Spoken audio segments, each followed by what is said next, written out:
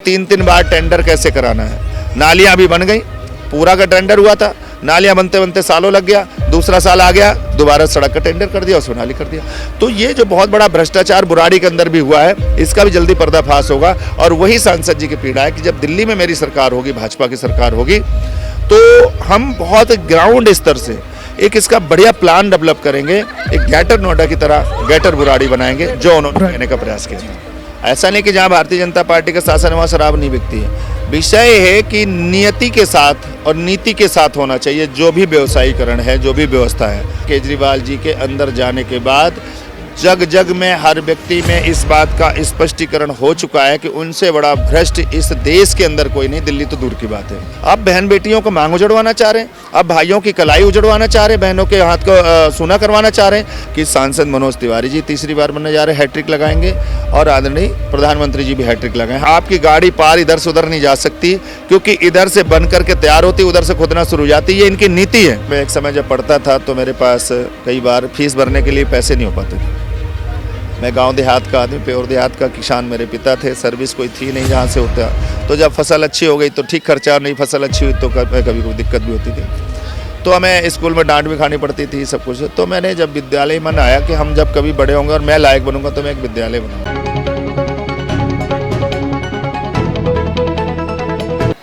नमस्कार, मेरा नाम आज़ाद कबीर है, आप देख रहे हैं न्यू इंडिया न्यूज़। आज हम आपकी मुलाकात एक ऐसी पर्सनालिटी, एक ऐसे व्यक्तित्व से कराने जा रहे हैं जिन्होंने मुकंदपुर में समाज सेवा करी है और बहुत पुराने सेवक हैं। हम आपको बता दें कि 3 बार के पार्षद, और हम आपको बता दें कि आने वाले 2025 की हम बात कर रहे हैं, भावी प्रत्याशी हैं एमएलए के गुलाब सिंह राठौर जी, जो कि जन सेवा में तत्पर हैं। काफ़ी लंबे समय से इन्होंने अपने जीवन को समाज सेवा के साथ राजनीति में लगा दिया। आज मुकंदपुर वार्ड से वो निगम पार्षद भी हैं और हम आपकी मुलाकात करवाते हैं, भेंट करवाते हैं। गुलाब सिंह राठौर जी, बहुत बहुत स्वागत है सर आपका न्यू इंडिया न्यूज़ पे। न्यू इंडिया न्यूज़ के लिए भी बहुत बहुत धन्यवाद, आज़ाद कबीर का भी बहुत बहुत धन्यवाद। सर, हम ये देख रहे हैं कि जो दिल्ली की जो सियासत है, दिल्ली की राजनीति है, वो गर्मा गई है। एक तरफ 18वीं लोकसभा का चुनाव चल रहा है, लोकसभा 2024, और दूसरी तरफ हम ये देख रहे हैं कि जो एक आम आदमी पार्टी है, आज उनके जो सर्वा हैं, उनके मुखिया हैं, सीएम केजरीवाल जी की हम बात कर रहे हैं, वो आज अंततः ईडी ने उनको गिरफ्तार कर लिया और वो चले गए। क्या कहना है सर? देखिए, अभी आपने 2 प्रश्न किए कबीर जी। एक कि दिल्ली की राजनीति गर्म आ गई है। मैं पहले आपको बताना चाहूँ, जब भी कोई अग्नि की लौ तेज होती है तो इसका मतलब उसका समापन होने वाला है। सो दिल्ली के अंदर अब बहुत पीसफुली राजनीति आने वाली है। जो भौकाल था, जो बवंडर था, जो तमाम अराजकता थी, उन सब का इस समय समझ ले कि समापन का आ चुका है। और जब कहते हैं ना दीपक समापन पर जाता है तो एक बार बड़ी तेज से लौ उठती है। इसलिए दिल्ली में इस समय एक बड़ी तेज लौ जो आई है, वो माननीय मुख्यमंत्री दिल्ली के केजरीवाल जी के अंदर जाने के बाद जग जग में हर व्यक्ति में इस बात का स्पष्टीकरण हो चुका है कि उनसे बड़ा भ्रष्ट इस देश के अंदर कोई नहीं, दिल्ली तो दूर की बात है।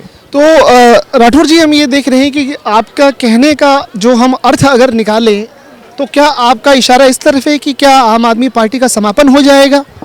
मुझे जहाँ तक लग रहा है कि ये पार्टी का नाम आम आदमी है, ये पार्टी का जो बेस है वो आम आदमी, तो वो आम आदमी के पास जा रही है। खास आदमी बीच में आ गए थे, नेता बन गए थे, इन खास आदमी सब जेल जा रहे हैं और आम आदमी के पास पार्टी आ जाएगी। और आम आदमी आजकल जो विश्वास रख रहा है वो भारतीय जनता पार्टी पे कर रहा है। तो आम आदमी जो पार्टी है वो बैक करके भारतीय जनता पार्टी, यानी भारत की जो पार्टी है, जो विश्व में सबसे बड़ी पार्टी है, उसके साथ वो सारी जनता विलय कर रही है, उनके साथ जुड़ रही है। और जो आम आदमी का बहाना करके, ड्रामे करके विशेष और ख़ास लोग जो भ्रष्टाचारी लोग वो बैठ गए थे, उन सबका पटाक्षेप हो चुका है और सब जेल जा चुके हैं। तो इसलिए आम आदमी आम जगह पर पहुंच रही है। ये विधानसभा बुराड़ी विधानसभा है सर, उसी विधानसभा में आपका एक वार्ड आता है, मुकंदपुर वार्ड आता है।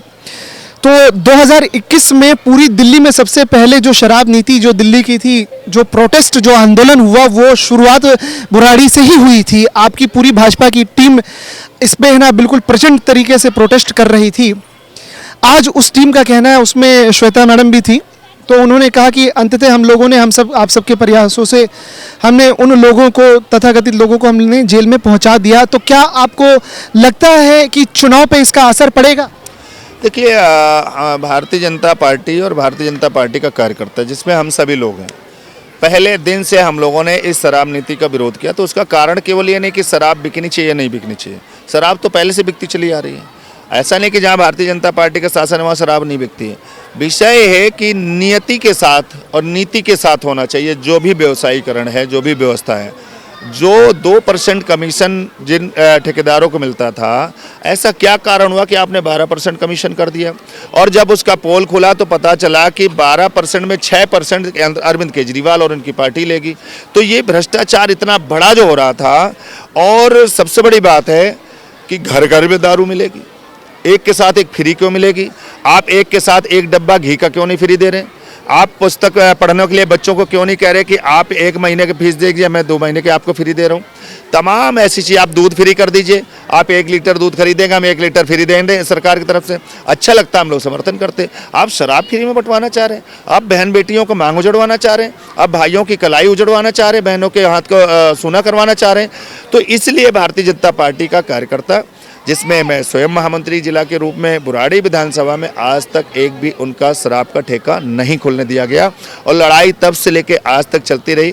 मेरा प्रदेश नेतृत्व हो, मेरे जिला मंडल ग्राउंड बूथ तक के कार्यकर्ताओं ने संघर्ष किया और उसका नतीजा है कि हम उस नीति को भी लागू नहीं होने दिए और जो उसका भ्रष्टाचार उसका भी साफ किया और भ्रष्टाचारियों को जेल में भिजवा दिया। हमने ये देखा कि आज के अक्सर हमने ये देखा है कि जो माननीय सांसद जी हैं उत्तर पूर्वी से, नॉर्थ ईस्ट से, अब वो प्रत्याशी भी हैं तीसरी बार के, मनोज तिवारी जी की हम बात कर रहे हैं। आपसे बड़ा लगाव है, प्यार है, वो आपकी आवाज़ पे आ जाते हैं। अभी 16 तारीख को भी आपने करोड़ों रुपए की आपने ना विकास कार्य की सौगात दी आपने मुकंदपुर में, जहांगीरपुरी में, ये आपका क्षेत्र आता है। और आज भी हम देख रहे हैं कि आज भी माननीय सांसद जी प्रत्याशी हैं, आ गए वो। तो उन्होंने एक जिक्र किया कि बुराड़ी को एक स्मार्ट बुराड़ी बनाना है और उसमें एक इशारा भी है कि जो नेतृत्व उसमें बार बार है ना, क्या कहते हैं, नाम आपका आ रहा था। तो क्या लगता है कि जो आम आदमी पार्टी के जो विधायक हैं उन्होंने काम नहीं किया है? 2 बार के वो विधायक हैं, क्या कहना है? नहीं, पहली बात तो जो मेरे आदरणीय सांसद श्रीमान मनोज तिवारी जी हैं, मैं आपके चैनल के माध्यम से और अपने तमाम क्षेत्र की जनता की आवाज़ के माध्यम से कह रहा हूं कि वो तीसरी बार सांसद बनने जा रहे हैं और देश के में तीसरी बार नरेंद्र मोदी जी प्रधानमंत्री बनने जा रहे हैं। और मेरे बारे में लोग बहुत कटाक्ष करते थे और मैंने कहा था मैं तीसरी बार पार्षद बनने जा रहा हूँ और मैं बना हूँ। और आज मैं कह रहा हूँ कि सांसद मनोज तिवारी जी तीसरी बार बनने जा रहे हैं, हैट्रिक लगाएंगे और आदरणीय प्रधानमंत्री जी भी हैट्रिक लगाएं। हम हैट्रिक हो रहे हैं। हाँ, नीचे से लेकर मंडल से लेकर के और संसदीय स्तर से और मतलब केंद्र तक में हैट्रिक लगने जा रही है। गुलाब नीचे महकेगा, कमल की खुशबू को अपने सिर पर रख कर चलेगा और मनोज तिवारी जैसा स्टार प्रचारक, स्टार व्यक्ति और जिसके दिल में, जिब्या में सरस्वती माँ का वास हो, और ऐसे व्यक्ति का साथ लेकर के नरेंद्र मोदी तो प्रधानमंत्री बनेंगे। अब विषय है कि बुराड़ी का विकास डेवलपमेंट का। बुराड़ी का विकास डेवलपमेंट जो बार बार सांसद जी की पीड़ा है वो ये है कि सांसद चाह करके भी उन तमाम रिप्लेसमेंट वाली गलियों में कामों में नहीं कर सकते। जो फंड आता है भारत सरकार भी देती है, जैसे अनऑथराइज अर्बन डेवलपमेंट से अनऑथराइज कॉलोनी यानी यूसी को पैसा जाता है। यूसी क्या करती है, दिल्ली गवर्नमेंट बाढ़ नियंत्रण विभाग को पैसा देते हैं। एमएलए की एनओसी लेना, तो अब जो सारा पैसा हजार करोड़ रुपया बुराड़ी विधानसभा में लग गया सरकार का, जनता का पैसा लग गया। लेकिन आप कोई भी कॉलोनी में चले जाइए, आपकी गाड़ी पार इधर से उधर नहीं जा सकती क्योंकि इधर से बन करके तैयार होती, उधर से खुदना शुरू हो जाती। ये इनकी नीति है। एक गली को 3-3 बार टेंडर कैसे कराना है। नालियां भी बन गई, पूरा का टेंडर हुआ था, नालियां बनते बनते सालों लग गया, दूसरा साल आ गया, दोबारा सड़क का टेंडर कर दिया और सोनाली कर दिया। तो ये जो बहुत बड़ा भ्रष्टाचार बुराड़ी के अंदर भी हुआ है, इसका भी जल्दी पर्दाफाश होगा। और वही सांसद जी की पीड़ा है कि जब दिल्ली में मेरी सरकार होगी, भाजपा की सरकार होगी, तो हम बहुत ग्राउंड स्तर से एक इसका बढ़िया प्लान डेवलप करेंगे, एक ग्रेटर नोएडा की तरह ग्रेटर बुराड़ी बनाएंगे, जो उन्होंने कहने का प्रयास किया था। आखिर में एक बात और हम करेंगे, क्योंकि हमने देखा कि आज रोज पेटल स्कूल का एनुअल फंक्शन था और उसमें हमें ये भी पता लगा कि आप चेयरमैन भी हैं। माननीय तिवारी जी ने भी उस चेयरमैन शब्द को कोट किया, पकड़ा, और उन्होंने एक बहुत बड़ी बात बोली, राजनीतिक वर्ड उन्होंने एक वाक्य बोल गए तिवारी जी ने, कि जो भी राजनीति में कमाई के पर्पज से आता है, राजनीति को बिजनेस पर बनाने के पर्पज से आता है, तो वो जेल में जाता है। लेकिन उन्होंने आपका उदाहरण दिया कि देखो कि एक पॉलिटिशियन होने के साथ सबसे पहले सेवक हैं, और वो अपना भरण पोषण के लिए वो स्कूल भी चलाते हैं। तो सराहना करी, इसमें क्या कहना है, क्या संदेश देना है दूसरे पॉलिटिशियन को, लोगों को? देखिए, रोज़ पेटल पब्लिक स्कूल मेरी कल्पना का हिस्सा है। मेरे साथ बचपन में जिन जिन परेशानियों को मैंने देखा है, मैं चाहता हूं कि उन परेशानियों के हल के लिए मैं अपना एक छोटा सा प्रयास करता रहूं। उसमें एक विद्यालय का भी, क्योंकि मैं एक समय जब पढ़ता था तो मेरे पास कई बार फीस भरने के लिए पैसे नहीं हो पाते थे। मैं गांव देहात का आदमी, प्योर देहात का किसान मेरे पिता थे, सर्विस कोई थी नहीं जहां से होता। तो जब फसल अच्छी हो गई तो ठीक खर्चा, नहीं फसल अच्छी हुई तो कभी कभी दिक्कत भी होती थी। तो हमें स्कूल में डांट भी खानी पड़ती थी, सब कुछ। तो मैंने जब विद्यालय मन आया कि हम जब कभी बड़े होंगे और मैं लायक बनूंगा तो मैं एक विद्यालय बनाऊंगा। उसके साथ 3 कल्पनाएँ हुई। एक कल्पना ये कि वो संकल्प पूरा हो कि कोई ऐसा बच्चा जो वास्तव में पढ़ना चाहता लेकिन आर्थिक स्थिति खराब इसलिए नहीं पढ़ पा रहा, हम ऐसे बच्चे को मुफ्त में पढ़ाएंगे इस विद्यालय के माध्यम से। तो वो भी हमारा कार्य चल रहा है, क्योंकि वो बच्चे इसलिए न पढ़ने से रह जाएं कि वो बहुत अच्छा योग्य है लेकिन पैसे नहीं हो पा रहा है, इसलिए नहीं पढ़ पा रहे। तो यही सामाजिक आदमी का काम है कि ऐसे बच्चों को आगे बढ़ाए ताकि वो बढ़ करके आपका नाम रोशन करेगा। दूसरा संकल्प ये था कि जब मैं एक ओल्ड एज हो जाऊंगा, उस समय मैं और मेरी पत्नी होंगे, मेरी 3 बेटी, एक बेटा है, उनकी शादियां हो जाएंगी, बेटियां अपने अपने घर चली जाएंगी। बेटे के साथ में मेरे लिए एक नई धर्म की बेटी आएगी। हो सकता है उनका मन बहुत अच्छा हो सकता है कि उनका मन कम अच्छा हो सकता है वो मेरे साथ रहे, हो सकता है मेरे साथ ना रहे। उस अवस्था में जब हम पहुंचेंगे, जब हम बहुत ज़्यादा कुछ और नहीं करने लायक होंगे, तो उस समय मेरे पास बेटा बेटी बहू अगर नहीं होंगे तो हम किसके पास जाएंगे? वहाँ पर छोटे पोटे नाती पोते नहीं होंगे तो किसके साथ खेलेंगे? तो फिर उस पर हमने कल्पना किया कि क्या करना चाहिए। तो उसके लिए आया कि नहीं, एजुकेशन सेक्टर ऐसा है कि जहाँ पर छोटे छोटे बच्चे पढ़ेंगे, छोटे से बड़े तक, तो यही हमारे बेटा बेटी और पोता पोती होंगे। हम इनसे प्यार करेंगे, इनके साथ खेलेंगे। हमारे विद्यालय में जो शिक्षिकाएं होंगी, शिक्षक होंगे, वो मेरा परिवार का हिस्सा होंगे, वो मेरे चिंतन करेंगे, हम उनकी चिंता करेंगे। जो अभिभावकगण होंगे वो हमारा एक बहुत बड़ा बृहद परिवार होगा, जिससे मेरे को कभी अकेलापन नहीं लगेगा और हमें किसी की तरफ हाथ भी नहीं फैलाना पड़ेगा। कहीं ना कहीं जब मेहनत करेंगे तो 2 पैसे की अर्निंग भी होगी और समाज की सेवा भी होगी और समाज भी जुटेगा। राजनीतिक सामाजिक परिवार में भी एक बड़ा परिवार जुटा रहता है। ये तमाम कल्पनाओं के साथ इस विषय को किया गया और मैं उसमें काफ़ी संतुष्ट हूँ। मेरे बच्चे बहुत संतोषजनक रूप से विद्यालय को आगे बढ़ा रहे हैं, काम कर रहे हैं और निस्वार्थ भाव से काम चल रहा है। काफ़ी अच्छे बच्चे टैलेंट के साथ आगे बढ़ रहे हैं। हमारे सांसद जी ने देखा और उन्होंने काफ़ी तारीफ की।